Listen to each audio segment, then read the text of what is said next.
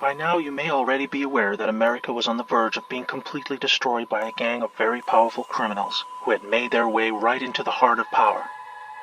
We didn't notice because they had become our most trusted leaders, entertainers, and politicians. But then things changed. In 2016, patriots in the U.S. military took back power legitimately with the election of Donald Trump. Plunged directly into the damage and sickening destruction caused to America and the world, they got to work dismantling the branches of this powerful secret shadow government that was in the process of siphoning off America's vast wealth to their global masters. After 2 years of a dramatic covert operation that was to include the gutting of the corrupt CIA, FBI, and Justice Department, they now face the last remaining pillar of the deep state, their vast media empire. They were using this unparalleled power to confuse the people of the world and distract from their criminality and subversion. They recognized that division and hate among people was the most effective way to keep us occupied and ignorant while they robbed us blind, engineered senseless trade deals, and destroyed distant lands for their own personal gain. The mainstream media, both in America and beyond, now remains the gravest threat to the people of the world.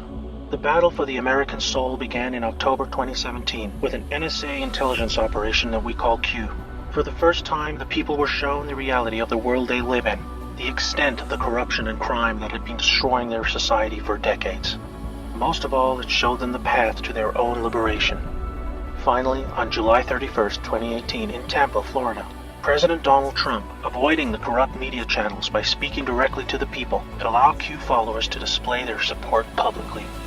This deliberate action forced the deep state media to cover the story, as not doing so would raise a level of curiosity that could lead to a devastating mass awakening. To defend against this, they joined together in an unprecedented combined global mass media assault against Q, hoping they could deter the public from discovering the truth about our world.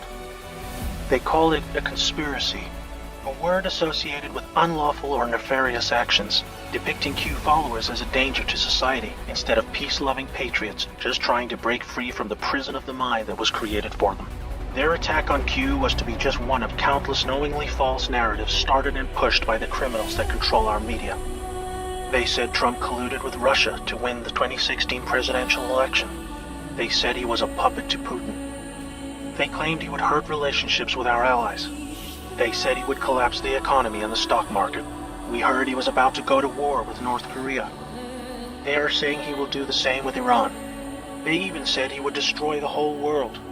These fake narratives kept on coming, and they spread them with full knowledge that they were lies meant to stop the one force that could end them for good. It's time the American people and those all over the world ask themselves what is really going on. What are the people who control our media afraid of? What are they hiding? If you look, you will discover that the fake news media is not free or independent.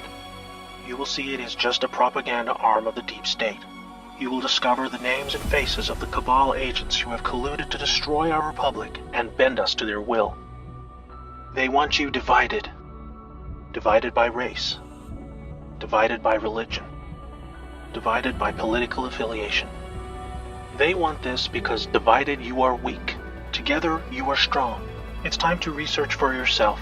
You will find many things, among them an unprecedented number of sealed indictments filed in preparation for a mass arrest event. You will also discover an unprecedented list of corrupt CEOs who have recently been removed from their posts. You will see the same in the Senate and in Congress. And you will see the same at the top of the FBI and the Justice Department. This movement is not about one person or a group of people. It is about we, the people. The world is currently witnessing the largest mass treason event in living history. But instead of being fearful, we should be filled with hope. Instead of fighting among ourselves, we should face our only true enemy, the criminal deep state and their once invincible mainstream media apparatus. Do you want to free yourself? It's easy. Follow Q and turn them off.